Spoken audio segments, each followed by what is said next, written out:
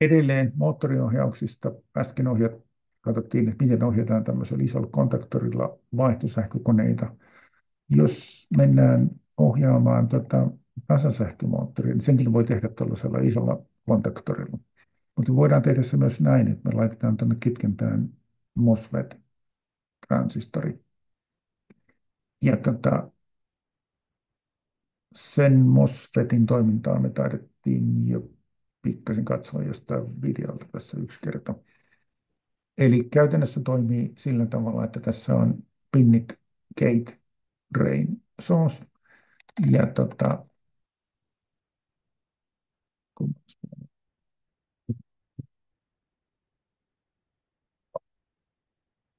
eli näin, gate, drain, source. Tässä järjestyksessä gate, drain, source. Gate on ohjauspinni ja tämä on täysin eristetty tästä muusta piiristä. Tässä on, tämä on metal oxide semiconductor field effect transistor, eli MOSFET, metal oxide semiconductor field effect transistor.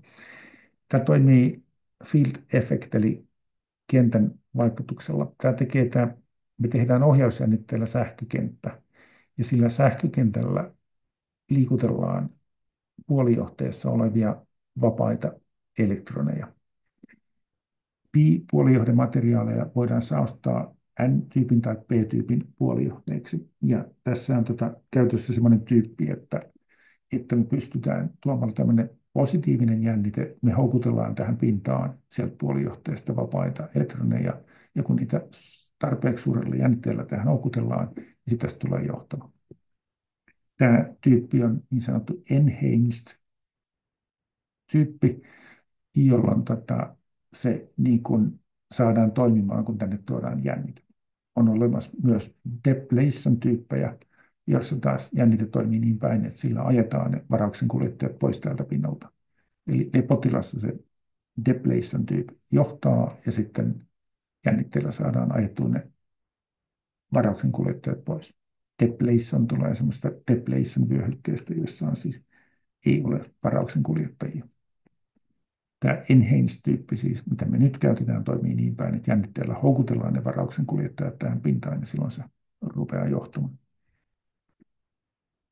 Ja käytetään sitten kytkennässä näin, eli täällä tuolla on taas meidän moottori, jännitesyöttö, vuoro vaikka 48 volttia. Virta kulkee tuosta moottorin läpi, tämä kuvaa sitä moottoria, ja menee tuon MOSFETin läpi ja mahdatukseen, silloin kun tuo MOSFET on johtama.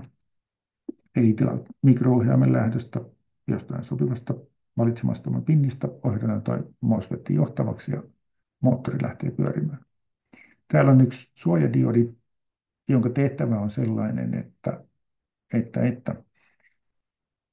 kaikissa induktiivisissa kuormissa, joita on releen ohjauskäymit tai moottorit, niin se ominaisuus on sellainen, että se induktanssi siinä kuormassa pyrkii jatkamaan virran kulkua.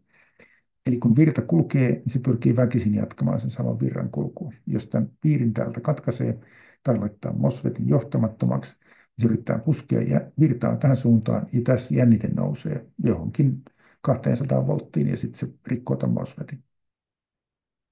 Sen takia tähän laitetaan diodi takaisinpäin. Tämä on freewheeling diode. Tuolla lukee teksti freewheeling diode. Niin virta jää muutamaksi 10 millisekunniksi pyörähtämään tässä, silloin kun tämä menee off-tilaan. Samanlainen suojadiodi on myös siinä edellä käsitellyssä ULN Relay Driver-piirissä. Eli tuosta meillä on lähtö, tämä transistori maadottaa tuon, virta rupeaa kulkemaan, panee itsensä johtamattomaksi, niin se virta pysähtyy tähän, ja tuolla diodilla hoidetaan se, että se pääsee takaisin tuonne jännitelähteeseen. Se pyörähtää tässä ympäri. Samanlainen suojapiiri on täällä. Se on valmiiksi rakennettu tähän tässä. Eli virta kulkee tuosta magneetin ohjauskäymistä läpi. Täältä kun mikro-ohjaimelta tulee ohjaussignaali, positiivinen jännite, niin se virta rupeaa kulkemaan, niin kulkee tuosta mahdatukseen. Ja kun tämän laittaa tilaan epätosi, nuo transistorit kääntyy niin, että ne ei johda, niin jännite pyrkii tässä nousemaan. Niin se ohjataan tämän diodin kautta takaisin tuonne jännitelähteeseen. Tämä on se freewheeling-diodi tuossa kytkennässä. Freewheeling diode tuossa kytkennässä. Mutta katsotaan tämmöinenkin kytkentä. Eli meillä pitäisi olla transistori ja moottori.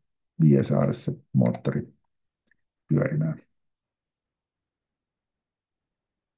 Siirrän taas pikkasen näitä komponentteja. Meillä on tässä tämä edellinen, missä on se ULN-piiri ja tuolla tuo LED palaa. Hiukan järjestelyä. Tehdään pikku tauko tähän järjestelyn ajaksi. Ollaan tässä koodissa tutkimassa koodia, jossa meillä on tämä MOSFET-keskeytysrutiini, sen niminen koodi. Ja tosiaan täällä on määritelty painonape button 1, button 2, jotka on sidottu keskeytyksiin. Siis kaksi identtistä tavallaan siis määritelty, niin kuin ne käyttää samaa luokkamäärittelyä. Nyt meillä on olio button 1 ja olio button 2. Toinen on sidottu inputtiin D3 ja toinen inputtiin D4. Ja sitten pääohjelma kertoo, mitä ne keskeytykset tekee. Ja kun se button 1 löytää laskevan reunan siitä signaalistaan, eli D3-signaalista, niin se ajaa tämmöisen set1. Ja set1 asettaa nopeudeksi 0,1. Ja taas button 2 sen laskevasta reunasta, niin kun semmoinen löytyy sieltä semmoinen laskeva reuna, niin se ajaa funktion set2. Ja set2 on määritelty tuossa, jossa se asettaa nopeudeksi 0,8. Ja mä myös vaihdan ton merkkilampuledin tilaa tuossa. Ei välttämättä näy kovin hyvin siinä videossa, koska taas nyt ei pala. Nyt palaa. Mutta se ei näy siinä videossa juurikaan. Näkyy se. Eli nyt on pois. Huomasitte, vasta hetken kuluttua muuttui nopeus, koska mun keskeytysrutiinit, ne sisältää vain ton LEDille kirjoittamisen välittömästi. Ja keskeytysrutiinit kirjoittaa tänne muuttujaan speed. Ja tarkoituksella olen tehnyt tämän sillä tavalla, että pääohjelmassa, kun nuo keskeytykset, toi buttoni, painonappi, button 1 oliolle on määritelty, että mitä sen laskevalla reunalla tehdään, niin sillä ajetaan toiseen 1 ja taas vastaavasti button 2, niin ajetaan set 2. Ja sitten täällä on nämä PWM MOSFET period microsecond. Tämä on siis sen tuon periodin pituus tuossa mikrosekunteina. Mä kirjoitan sinne tuon muuttujan arvon, jonka mä oon sitten määrittänyt täällä edellä. Sille antanut, se on 1000 mikrosekuntia. Eli 1 millisekunti, niin nyt siellä on taitona 1 kilohertsi, millä se tikittää pussin leveyttä. Ja sitten vastaavasti mä kirjoitan tuossa siis pääohjelmassa ennen kuin ajetaan mitään keskeytysrutiineja, niin mä oon kirjoittanut nopeudeksi 0. Eli jos mä resetoin tuon, niin se on siinä alkutilassa. Noin, nyt se pysähtyi. Eli mä resetoin mikro-ohjaimessa, ajaa tätä koodia läpi, kävin nuo kaikki määrittelyt, tuli tähän pääohjelmaan. Pääohjelmasta ajo vain tähän saakka, tai ajaa niin kuin tuon bright 0,0, jää tähän ikuisesti luuppaamaan, jossa se kirjoittaa uudestaan arvon speed. Tämä on se nopeustieto sinne. Mitään keskeytystä ei ole vielä tullut, niin tällä speed-muuttujalla on alkuperäinen arvo, joka on täällä muuttujamäärittelyssä annettu, että se on 0,0, sen lähtötila. Ja sitten vasta kun tulee keskeytys, niin mä annan sinne uusia arvoja, joko 0,1 tai 0,8. Eli painan tuosta kakkosnappia. LEDin pitäisi syttyä ja sen pitää lähteä ajamaan nopeasti. Eli ei vielä osu. Nyt LED syttyi, mutta vasta 5 sekunnin loopissa toi herää ja lähtee pyörimään. Tarkoituksella tein siihen tämmöisen, että se ajoitus tavallaan näkyy. Että noita keskeytyksiä palvellaan kyllä heti, se LED vaihtaa tilaa. Mutta tässä on tavallaan semmoinen juju, että toi MOSFET Write on täällä pääohjelmassa.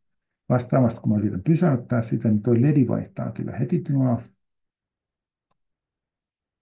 Noin, ammu, ja vasta hetken päästä vaihtaa moottorinopeutta. Eli jos mä täällä kliksuttelen näitä vuoron perään, niin se ei niin kuin heti suinkaan vaihda tilaa, vaan sitten vasta kun se tulee täällä siinä. Tämä on tavallaan hiukan hölmöohjelma siis. Eli tehdään niin, että otetaan se tuolta. Tämä. Ja sijoitetaan myös tämä tuon keskeytysrutiini, jolloin se vaihtaa välittömästi tilaa tai sitä nopeutta. No.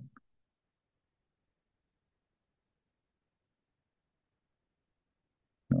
Nyt tämän pitäisi välittömästi vaikuttaa sen napin painannossa siihen nopeuteen. Tuolta mä etin sen kommentiksi. Käännetään uudelleen.